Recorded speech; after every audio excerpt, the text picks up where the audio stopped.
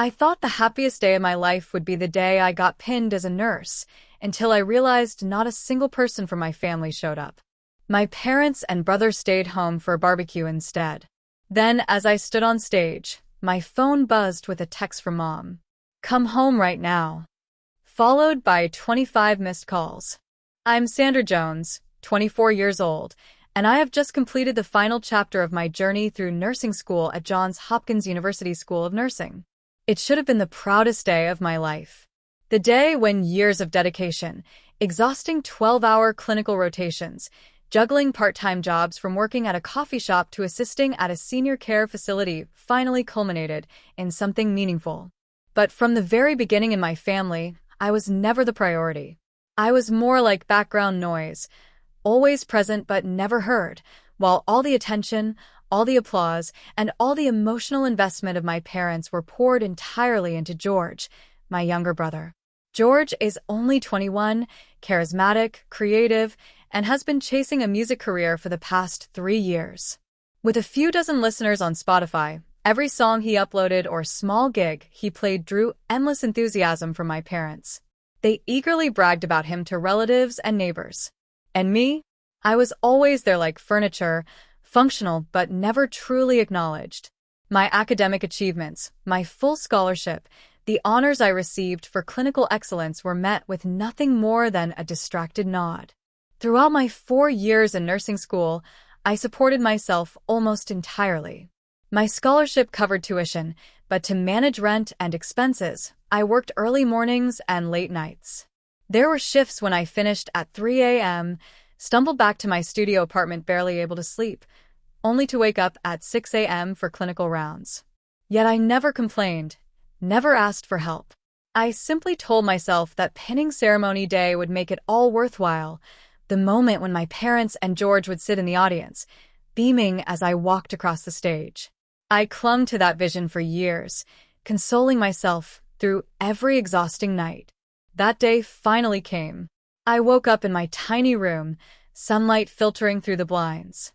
I ironed my navy blue nursing uniform carefully, pinned my name badge to my chest, and sat in front of the mirror for a long time.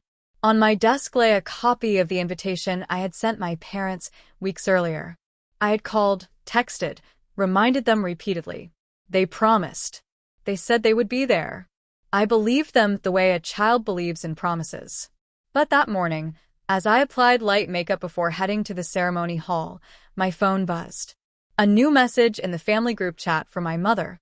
"Sweetie, something came up. We can't make it today. We'll celebrate with you later." I froze.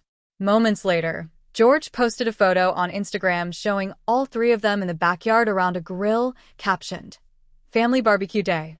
Nothing beats quality time." In that frame, my family was complete, except for me, the one in a crisp navy blue uniform about to step into the most significant moment of her life. If your family has ever made you feel invisible like this, drop a heart in the comments so I know I'm not the only one. I sat there stunned, the air knocked out of my lungs. In that moment, I realized what I had been ignoring for years. To them, my pinning ceremony wasn't worth attending. They had no hesitation abandoning it for a backyard barbecue with George. The ceremony hall was decorated with blue and white banners bearing Johns Hopkins emblem. Clusters of families gathered holding flowers, mothers adjusting their daughters' collars, fathers wiping tears of pride. I walked slowly through the crowd, clutching the invitation in my bag. But around me there were no familiar faces, no flowers, no warm words, only a hollow silence pressing against my chest. I ran into classmates who introduced me to their parents, holding bouquets of roses and lilies. I forced a smile, but my eyes kept drifting toward the main entrance of the hall, scanning every arriving guest for my family. But they weren't there. The ceremony began. Music swelled. The dean spoke about the challenging journey, about the dedication of the new nurses. I listened, but my mind was elsewhere. The image of my parents and George laughing around the grill haunted me. I wondered, did they think of me for even a second? Names were called one by one. Each graduate walked to the stage accompanied by a family member who would pin them, a symbolic passing of the torch from loved one to nurse. I watched mothers pin their daughters with trembling hands and pride-filled eyes, fathers carefully fastening pins to their sons' gowns. Signs lifted with messages like, "We're so proud of you." When my turn came, the announcer's voice rang out. Sandra Jones, Master of Science in Nursing, Johns Hopkins University School of Nursing. I stepped into the aisle. Alone. I had told my mother weeks ago that I wanted her to be the one to pin me. I had dreamed of that moment, of her hands carefully placing the nursing pin on my uniform. But as I walked toward the stage, no one walked beside me. Just as I reached the stage, my phone vibrated violently in my pocket. As the dean fastened the nursing pin to my collar, the buzzing continued. After taking my photo and stepping aside, I quickly glanced at the screen. A message from my mother. Only 4 words, cold and demanding. "Come home right now." Before I could process it, my phone started vibrating again. Within minutes, the screen showed 25 missed calls, all from my mother and father. The sounds of celebration around me became distorted noise. I returned to my seat, my trembling hand silencing the phone. None of them were here, yet they were calling me relentlessly as if some urgent crisis required me to drop everything. I looked around at families embracing for photos. I bit my lip, holding back tears. In the moment when I should have felt most accomplished, I only felt small, invisible, and consumed by rising confusion. That emptiness pulled me back to my childhood. I remembered when I won my first science trophy at 14, my parents weren't in the audience. They took George to a talent show. There was another time when I was 12 and sprained my ankle. My mother told me to tough it out, but when George got a tiny cut, she treated him like he'd been shot. I remembered my 17th birthday. I got a used planner. 2 months later, on George's, he got a new guitar. That's how love was budgeted in our house. Looking back, I realized the pain of today was not some sudden tragedy. It was the culmination of a lifelong pattern of being overlooked. From a young age, I had been taught that my achievements were always insignificant, always undeserving of notice. And George's smallest accomplishment was enough to make the entire universe of my family revolve around him. I left the ceremony hall while everyone else lingered. On the drive back to my Baltimore apartment, my phone kept buzzing. I deliberately ignored them. I was in tears. When I finally got home, took off my uniform, and collapsed onto the couch, placing my nursing pin on the table, the ringing started again. A WhatsApp video call. At last, in a moment of anger mixed with curiosity, I pressed the button to answer. My father's face appeared on the screen, his eyes filled with irritation. The first words out of his mouth weren't "congratulations" or "you did it." Instead, his voice came sharp and impatient. "Sandra, finally you picked up. Listen, George is in serious trouble. He wrote a check for the barbecue supplies and it bounced. The store's threatening to call the police if he doesn't settle it. We need you to transfer some money right now." I stared at him in shock. All the anger I had bottled up came surging back. I gave a bitter laugh and asked, "Do you even know what day it is today?" My father frowned, deflecting. "Sandra, this is urgent. You've got savings, don't you? You're better with money, so now the family needs your help." His words struck me like a familiar refrain. When I earned scholarships, they only said I was saving the family money. When I worked grueling shifts, they brushed it off with, "Sandra's used to hard work." And now, even as I held a nursing pin from a ceremony they couldn't attend, they were asking me to rescue George from reckless debt. I trembled as I answered, "You skipped my pinning ceremony for barbecue with George, and now you're calling just to demand money. Have you ever once thought about how I feel?" Before I could finish, my mother's face appeared on the screen, her voice sharp. "Sandra, don't be selfish. This is when your family needs you most. Your brother is panicking. Don't you care about him?" I sat there, my heart pounding, his words slicing into me. Selfish. I had worked for 4 years to support myself, never asking them for a single cent. And today, when I should have been celebrated, they were calling me selfish because I refused to shoulder George's debt. In the background, I heard George's voice. "Can you transfer the money tonight? The bank said if it's not paid, they'll ruin my credit." You don't want me to lose opportunities, do you? I bit my lips so hard it hurt, then drew a deep breath before saying firmly, I am not responsible for George's mistakes. Then I hung up. The apartment suddenly felt suffocatingly silent. I buried my head in my hands as tears spilled uncontrollably. Never before had it been so clear. They didn't value me. To them, I was nothing more than a convenient wallet, the reliable one they could lean on whenever they pleased. The next morning, my phone lit up again and again. The first message was from Aunt Linda. Sandra, I heard your brother is having trouble. He's still young. You're his sister. You have to step in. How could you turn your back on him? Not a single word of congratulations for yesterday. Only accusations that I was heartless. I set the phone down, and my mind drifted back. When I got into Johns Hopkins, my parents treated it like a financial relief, not an achievement. Every milestone I reached was met with silence, while George's smallest successes were celebrated like miracles. I finally understood. In their eyes, love was for George, responsibility was for me. One Thursday morning, I was reviewing patient charts when the phone rang. A woman's voice came through. Hello, Miss Jones. We're calling to confirm a transfer from your account. The transfer is for $4,800. Would you like to confirm this? I went cold. I'm sorry, what? I never requested any transfer. The woman read the details. The transaction had been made from my parents' address. I froze. They had used the old login information I once gave them. I had never changed the password, hoping that they would respect that boundary. And now that trust had been trampled, I immediately instructed the bank to cancel the transaction.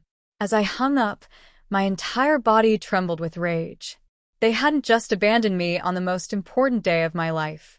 They hadn't just demanded I covered George's debts. Now they had crossed into outright theft. I called my mother. Her voice came through, deceptively gentle. Sandra, I was just about to call you. I gripped the phone tightly. Mom, why is there a transaction from my account? $4,800 transferred to George. Do you know anything about this? Brief silence, then her voice returned, casual. Oh, Sandra, don't be so dramatic. George needed some money for some studio sessions. He's your brother.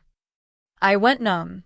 Family, the sacred word I had clung to, had been twisted into an excuse to justify exploitation. In that moment, something inside me broke. The last thread of trust snapped completely. I hung up, threw the phone onto the table, and sank to the floor.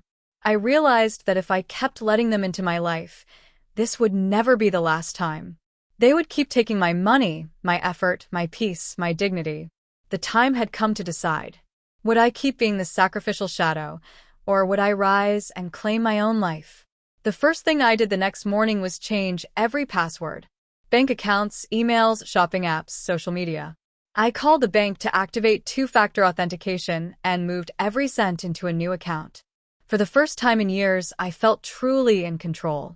Cutting off contact wasn't easy, but necessary. I muted the family group chat and stopped taking their calls. I no longer owed them answers. I was Sandra, and I was learning to live for myself. I began working full-time as a nurse at Johns Hopkins Hospital. The work was demanding, but unlike before, my efforts were finally being seen. After I caught a medication error before it reached a patient, my supervisor, Dr. Mandy Woodgate, smiled. You have sharp instincts and genuine compassion. That's what makes an exceptional nurse. Those words made me feel valued, something I had craved from my parents, but never received. Over time, I was trusted with more complex cases. After 6 months, I received a raise, and Dr. Woodgate recommended me for a specialty certification program in critical care. My career gradually became stable and fulfilling. I kept every success to myself, never posting on social media. I had learned that silence could be protection. 6 months later, life had color again. Until a message from Mom changed everything. Come home for dinner this weekend. The family misses you.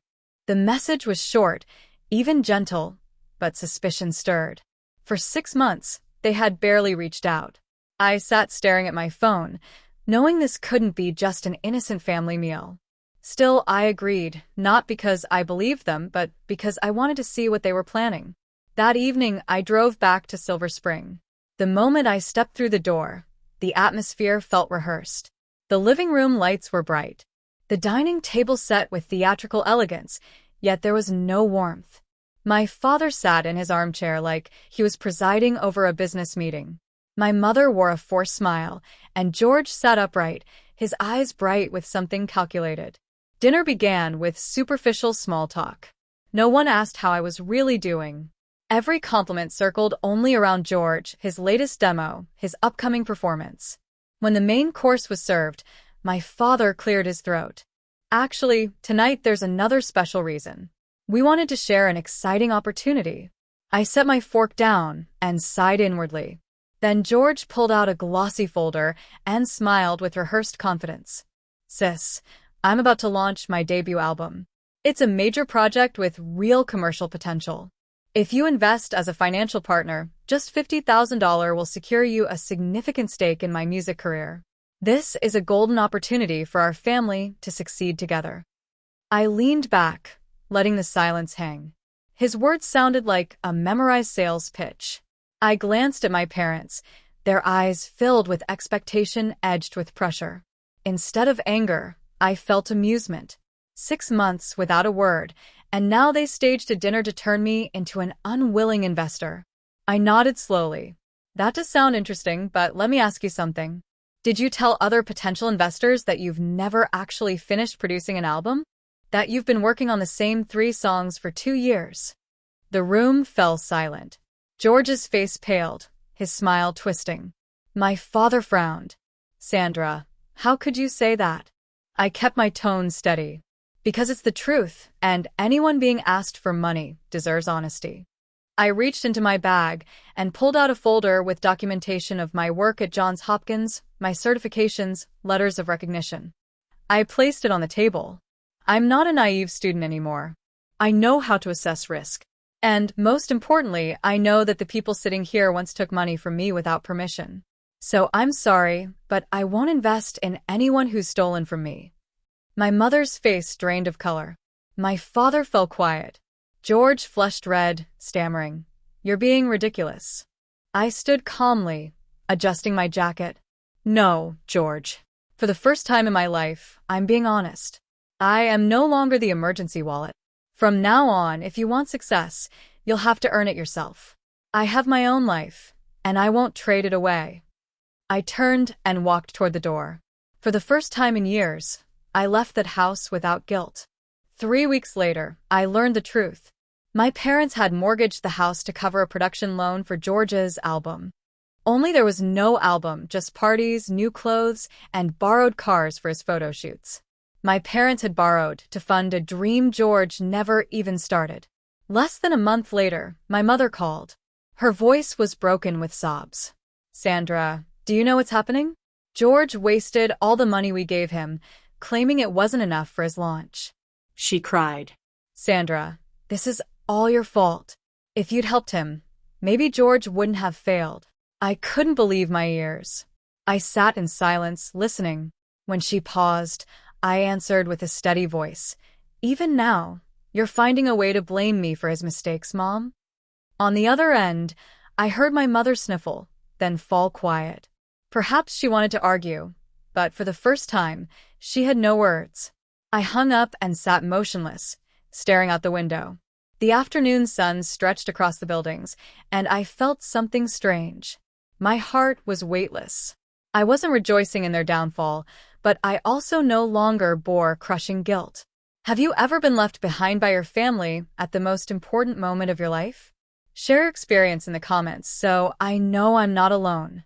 Also subscribe if you will never abandon your daughter on her special day, and state where you are listening to my story from. In the months that followed, I continued thriving at work. I received recognition from hospital leadership for my patient care. I won the Excellence in Nursing Award at our annual ceremony. I was invited to mentor new graduate nurses. Each accomplishment reminded me that I had built this life on my own terms. If you have watched this far, I want to say this to you, the one listening to my story today. Sometimes family is not the people who share your blood. Real family is the people who stand by you in your darkest moments, the ones who see you, believe in you, and rejoice when you succeed. So, if you have ever been abandoned at your most important moment, if you have ever felt invisible in your own home, please don't believe that your worth depends on them. Your worth lies in your courage to rise, to walk forward, and to seek out the people who truly deserve you. And before I end, I want to ask you one question. Will you ever abandon your daughter in the most important moment of her life?